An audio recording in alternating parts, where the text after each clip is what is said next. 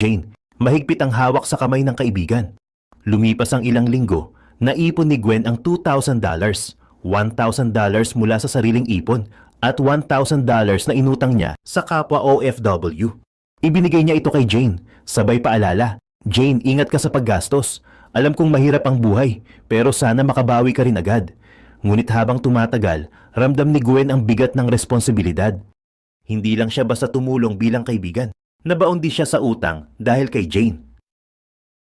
Sa bawat buwan na lumilipas, hindi pa rin nakakabayad si Jane.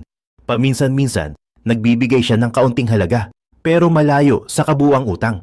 Habang nagkikita sila tuwing day off, hindi maiiwasang mapag-usapan ng utang. Jane, kailan mo kaya mababayaran kahit kalahati man lang? Pinipilit ko ring magbayad sa inutangan ko. Tanong ni Gwen, pilit na pinapakalma ang sarili. Pasensya ka na, Gwen. Hirap din kasi ako ngayon, pero hindi kita